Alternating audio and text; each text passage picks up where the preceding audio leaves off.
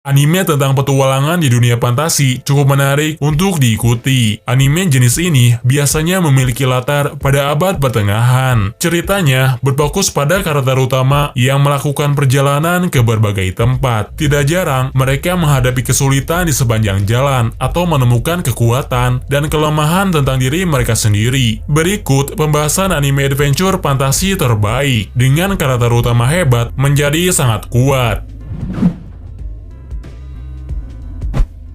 Osama Ranking merupakan anime dengan rating tertinggi yang tayang di musim kali ini. Berlatar di abad pertengahan, di mana setiap raja memiliki sebuah peringkat. Pangeran bernama Boji adalah keturunan dari raja yang sangat kuat. Namun sejak dilahirkan, dia memiliki fisik yang tidak sempurna. Jika dibandingkan dengan anak seusianya, dia memiliki tubuh yang lebih kecil. Dia juga sedikit tuli dan tidak dapat berbicara. Akibatnya, dia seringkali dicemoohkan oleh rakyatnya sendiri. Meskipun begitu, sebenarnya dia memiliki ambisi yang sangat tinggi. Sebanyak apapun ujian yang dialaminya, maka dia akan terus berkembang. Dia memiliki kemampuan menghindar yang sempurna. Ketika berduel, dia bisa menghindari semua serangan yang dikeluarkan oleh musuh. Karena itu, tidak ada siapapun yang mampu untuk mengalahkannya. Tapi ketika Boji menyerang balik, kekuatannya begitu lemah, sehingga tidak akan terlalu berguna di dalam pertempuran yang sesungguhnya. Ketika ayahnya meninggal, dia mendapatkan wasiat untuk menjadi raja berikutnya. Namun sebagian orang di dalam istana merasa bahwa Boji tidak pantas menjadi raja. Oleh karena itu, tahta tersebut diberikan kepada adik tirinya yang sangat ingin menjadi raja.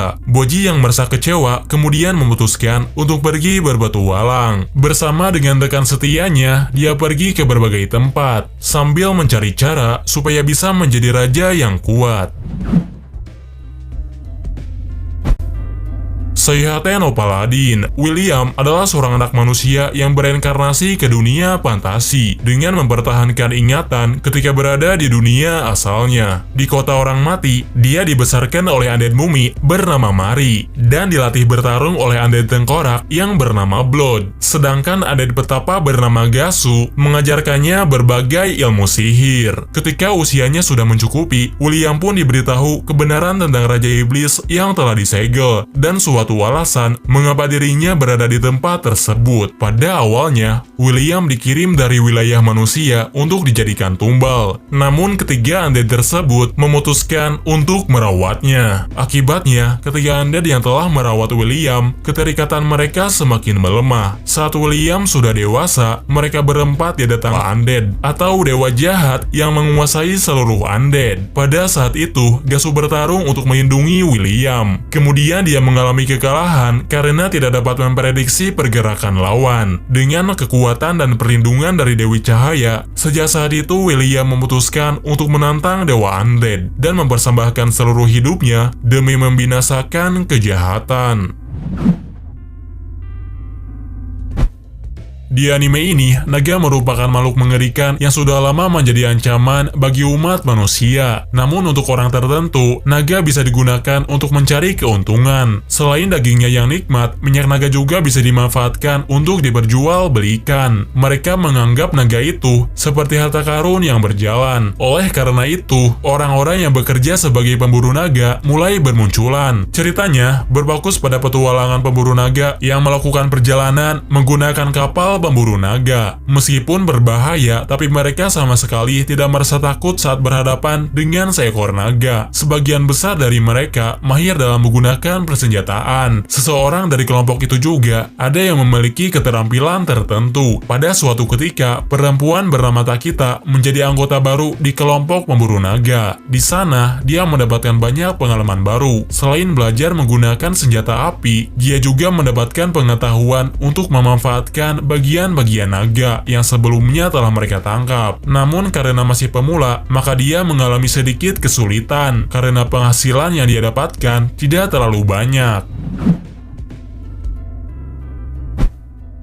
berlatar di dunia fantasi di mana dewa, petapa, dan manusia hidup berdampingan. Ceritanya bermula ketika suatu kerajaan diambil alih oleh petapa jahat bernama Daki. Kaisar di kerajaan itu menyerahkan jabatannya sendiri dan menjadi bawahan dari petapa tersebut. Alasannya adalah karena dengan pesona kecantikannya, petapa itu bisa membuat siapapun terpengaruh oleh sihir miliknya. Karena itulah, setiap orang yang bertemu dengan Daki, maka dia akan menjadi pengikut setianya. Seorang pria bernama Takahiro dikirim ke dunia manusia untuk melaksanakan rencana Housin, atau suatu misi yang dilakukan untuk menjebak jiwa dari orang yang berbuat jahat. Takahiro merupakan seorang petapa yang cukup pintar, tapi pada saat yang sama, dia juga termasuk orang yang malas. Gurunya tidak berniat membiarkan Daki dan bawahannya bertindak semau mereka. Dia berencana untuk mengusirnya dari dunia manusia dan tidak akan diperbolehkan kembali ke dunia petapa. Maka diciptakan dunia baru di antara dunia petapa dan dunia manusia. Pada saat itu, Takahiro diberi sebuah gulungan berisi nama-nama orang yang harus disegel. Dialah yang dipercaya oleh gurunya untuk mengalahkan seluruh orang yang terdaftar di dalam gulungan tersebut.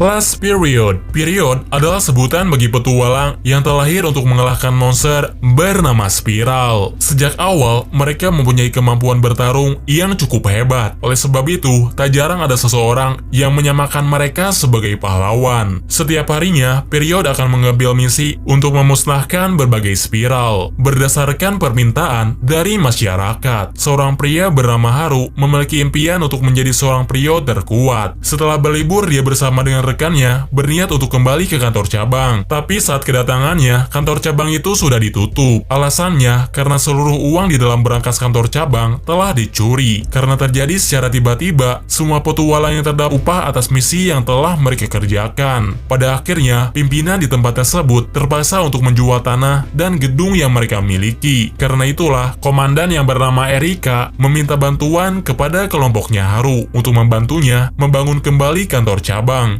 Meskipun bayaran yang mereka terima tidak terlalu banyak, tapi Haru bersedia untuk membantunya. Dia juga telah bertekad akan menjadi pria terhebat di kantor cabang tersebut.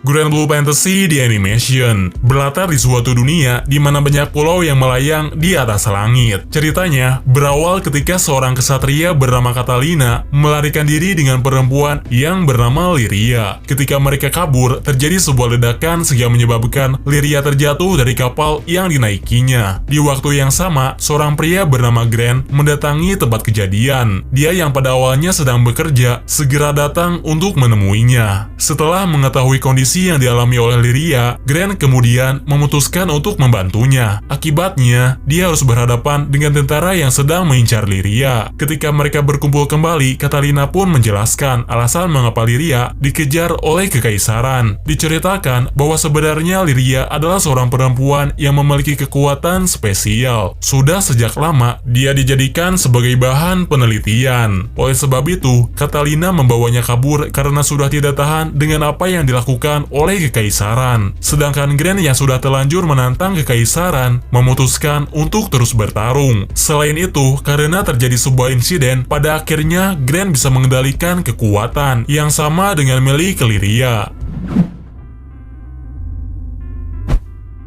Somalito Mori no Kami-sama berlatar di dunia yang dihuni oleh berbagai ras, seperti ras binatang, ras iblis, dan ras lainnya yang sangat berbeda dengan manusia. Karena suatu alasan, manusia menjadi jarang ditemui. Diceritakan bahwa di masa lalu, manusia dan semua ras hidup berdampingan. Kemudian terjadi sebuah pertikaian yang menyebabkan mereka berperang. Pada akhirnya seluruh manusia mengalami kekalahan. Setelah itu, banyak dari manusia dijadikan budak dan peliharaan. Bahkan, sebagian besar dari ras binatang memburu manusia untuk dijadikan sebagai makanan. Oleh karena itu, secara perlahan keberadaan manusia menghilang dari peradaban. Namun di suatu hutan ditemukan anak manusia yang hidup sendirian. Anak itu bernama Somalia. Secara kebetulan dia ditemukan oleh golem penjaga hutan. Ketika pertama kali bertemu, anak manusia itu mengira bahwa golem adalah ayahnya. Karena usianya tidak akan bertahan lama, golem pun menyadari bahwa bahwa dia tidak bisa berperan sebagai ayahnya. Dia memutuskan untuk pergi berpetualang dan mempertemukan Somalia dengan orang tuanya. Namun perjalanan yang mereka lalui tidak berjalan lancar. Terkadang mereka sering berpisah dan bertemu dengan ras lain yang mengincar Somalia. Princess Connect Redive menceritakan petualangan seorang pemuda yang terbangun dengan keadaan lupa ingatan. Setelah dikirim ke suatu wilayah, Yuki bertemu dengan perempuan bernama Kokoro yang memiliki tugas untuk menjadi pemandunya. Sambil berusaha untuk memulihkan ingatan Yuki yang hilang, dalam perjalanan mereka membentuk sebuah party dengan seorang putri bernama Pekorin dan manusia setengah hewan bernama Kiaru. Pada awalnya, kelompok petualang itu didirikan untuk menikmati makanan di berbagai tempat. Akan tetapi, mereka juga sering menyelesaikan berbagai misi, dari misi mudah hingga misi yang paling sulit. Namun di balik keseruan petualangan yang mereka lakukan, sebenarnya anggota party tersebut memiliki takdir yang mengerikan. Pada suatu saat, mereka akan saling berhadapan dalam sebuah pertarungan. Kebenaran tentang kutukan yang dialami oleh Pekorin juga akan terungkap. Kutukan tersebut menyebabkan semua orang melupakannya. Bahkan, dia juga sudah tidak dikenali oleh ibu dan ayahnya sendiri. Di saat itulah, ingatan serta kekuatan milik Yuki secara perlahan akan kembali bangkit. Di masa lalu, peperangan antara dewa dan iblis pernah terjadi. Pada awalnya, dewa muncul untuk menyelamatkan manusia yang berada di ambang kehancuran. Dewa yang muncul itu dikenal sebagai dewa tempur bernama Idaten. Mereka tiba-tiba muncul di dunia manusia dan seketika menyegel seluruh iblis. Pada saat itu, Idaten yang sudah tua memilih mengorbankan diri mereka sendiri untuk memastikan segel tetap aman. Sedangkan Idaten yang masih muda diperintahkan untuk terus hidup dan membantu dewa baru dengan kekuatannya. Dia juga dipercaya untuk menangani iblis jika suatu saat segelnya dihancurkan. Kemudian di waktu yang berbeda, Idaten bernama Rin merasa lelah dengan perdamaian. Idaten generasi baru juga sudah terlena dengan kedamaian dan tidak peduli dengan ancaman yang akan menghampiri dunia. Mereka menghabiskan hari-harinya dengan bermain dan bermalas-malasan. Hingga suatu hari, sekelompok orang yang terobsesi dengan kekuatan kuno membangunkan iblis yang masih tersisa di dunia. Oleh karena itu, mau tidak mau para Idaten di zaman mereka harus mengalahkan iblis yang telah dibangkitkan.